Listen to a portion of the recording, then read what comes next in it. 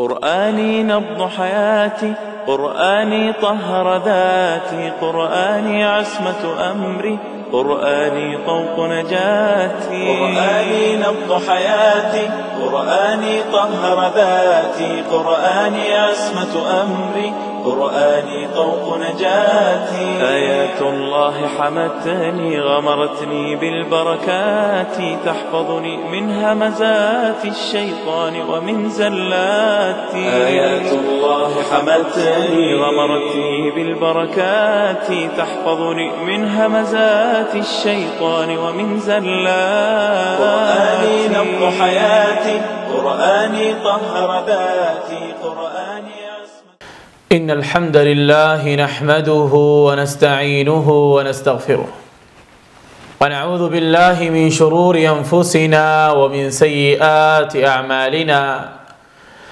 من يهده الله فلا مضل له ومن يضلل فلا هادي له، وأشهد أن لا إله إلا الله وحده لا شريك له، وأشهد أن محمدًا عبده ورسوله. أما بعد، فإن خير الحديث كلام الله، وخير الهدي هدي محمد صلى الله عليه وسلم، وشر الأمور محدثاتها، وكل محدثة بدعة، وكل بدعة ضلالة، وكل ضلالة في النار. فأعوذ بالله من الشيطان الرجيم. بسم الله الرحمن الرحيم.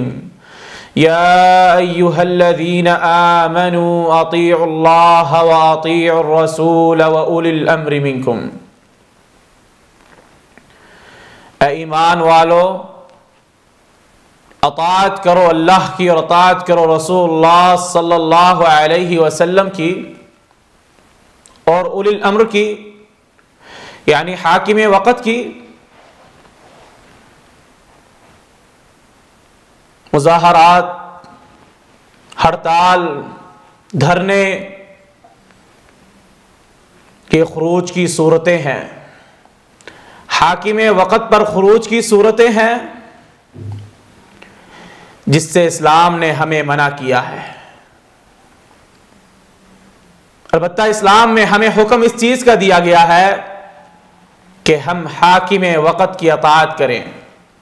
صحیح بخاری میں حدیث ہے کہ ابو ہریرہ رضی اللہ عنہ نے فرمایا کہ رسول اللہ صلی اللہ علیہ وسلم نے کہا: من اطاعنی فقد اطاع اللہ، ومن عصانی فقد عصى اللہ، ومن يطع الامیر فقد اطاعنی، وَمَن يَعْصِ الْأَمِيرَ فَقَدْ عَصَانِي.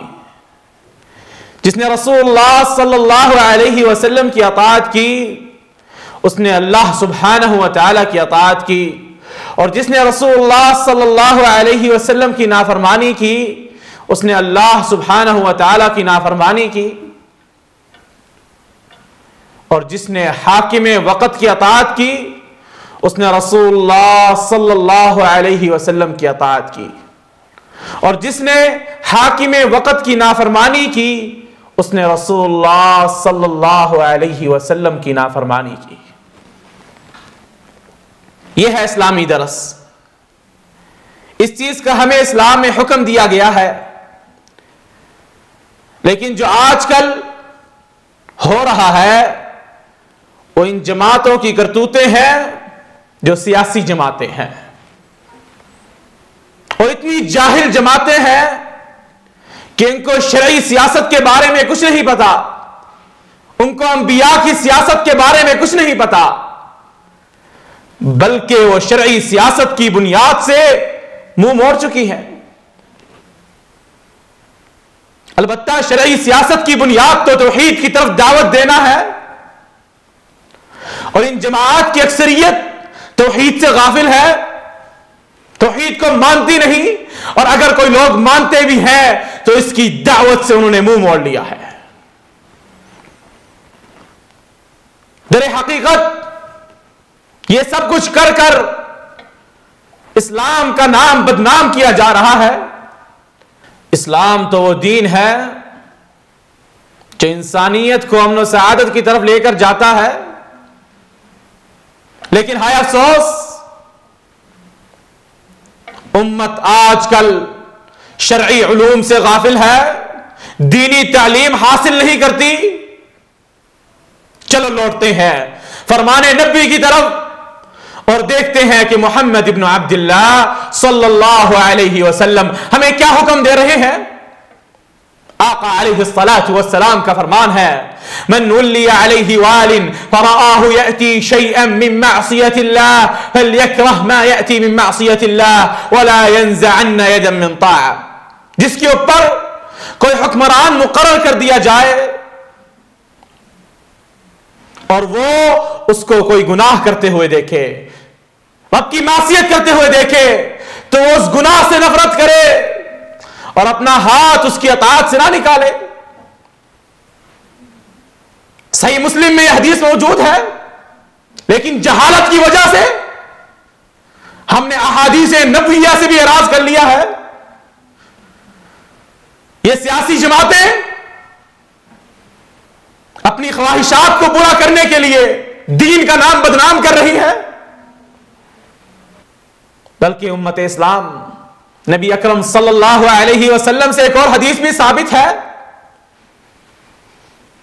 جس میں آقا علیہ الصلاۃ والسلام نے اپنی امت کو یہ درس دیا ہے کہ حاکم وقت کی عزت کرو، اس کا اکرام کرو۔ مظاہرات ہڑتال تو بہت دور کی بات ہے، آقا علیہ الصلاۃ والسلام نے امت کو اپنے حاکم کی اہانت سے منع کیا ہے۔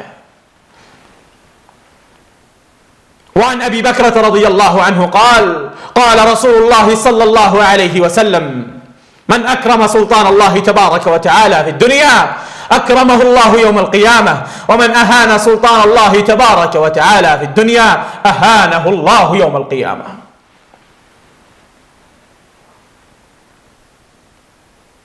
ابو بکر رضی اللہ عنہ فرماتے ہیں کہ رسول اللہ صلی اللہ علیہ وسلم نے کہا،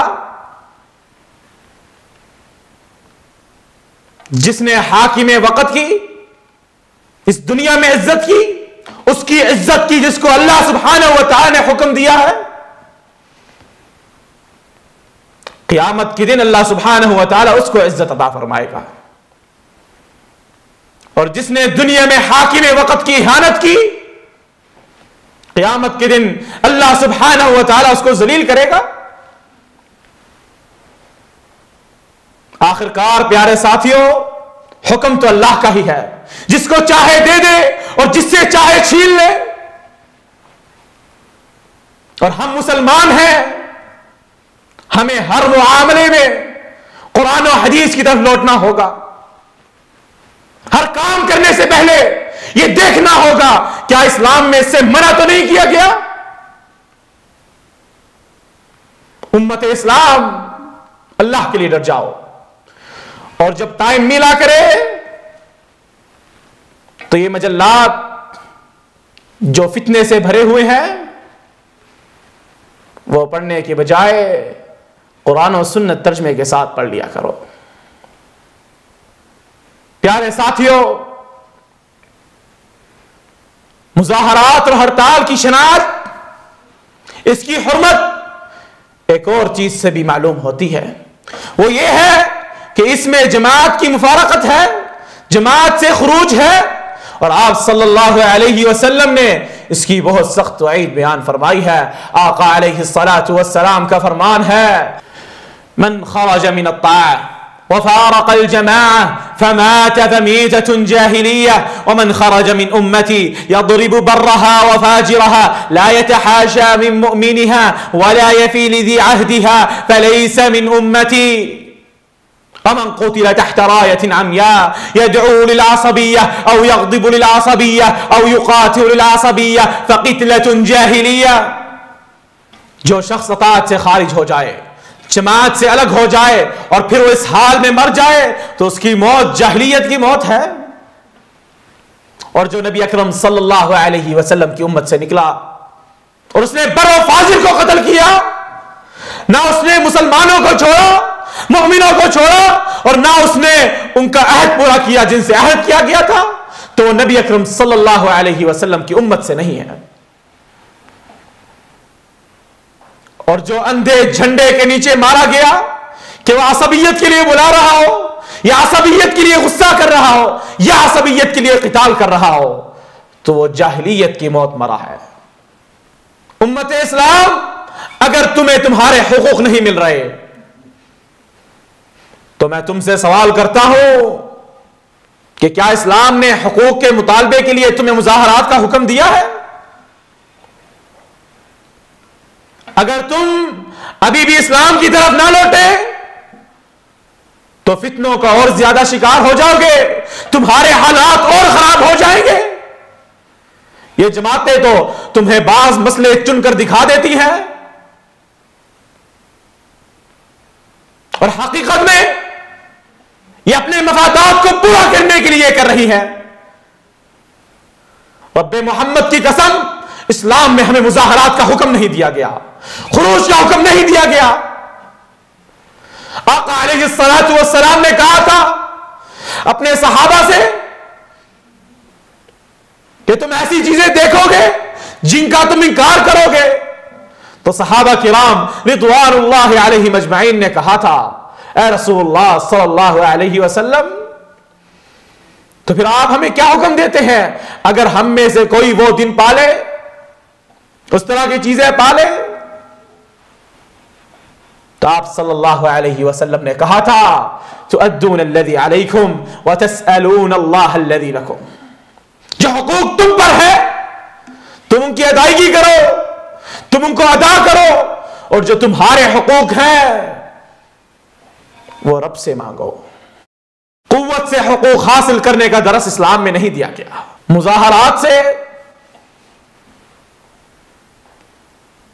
اسلام میں حقوق لینے کا درس نہیں دیا گیا،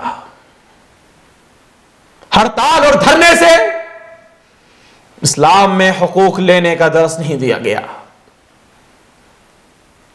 دین اسلام امن و شانتی کا دین ہے، اس کے ساتھ چیزیں ویلڈنگ کر کے تم اس کو بدنام کرنے کی ناکام کوشش کر رہے ہو۔ رب محمد کی قسم، اگر ہم قائم ہو جائیں اس دین پر جیسے صحابہ کرام قائم ہوئے تھے تو ہمیں دنیا میں بھی عزت ملے گی، آخرت میں بھی عزت ملے گی۔ سیرت پڑھ کے دیکھو کہ صحابہ کو کس طرح عزت ملی تھی، کس طرح دنیا کا مال و متاع ملا تھا۔ وجہ کیا تھی؟ کہ اس دین کو مضبوطی سے پکڑا تھا۔ رب سے دعا ہے کہ اللہ سبحانہ و تعالی ہمیں اس دین پر قائم رہنے کی توفیق عطا فرمائے، ہمیں توحید پر چلنے کی توفیق عطا فرمائے۔ اے اللہ ہمارے حکمرانوں کو ہدایت سے نواز دے، اے اللہ ان کی حفاظت فرما، ان کو حق پر قائم رکھنا، حق پر دائم رکھنا، حق پر عمل کرنے کی توفیق عطا فرمانا۔ اے اللہ مسلمانوں کو ہدایت سے نواز دے، اے اللہ ان کے ملکوں کی حفاظت فرما، ان کو قرآن و سنت کی تعلیم حاصل کرنے کی توفیق عطا فرما، ان کو ہر قسم کے ظلم سے محفوظ فرما۔ وآخر دعوانا ان الحمد للہ رب العالمین۔ سن ہمارے مولا، سن ہمارے داتا، ہم فقیر تیرے، تو ہے شہنشاہ۔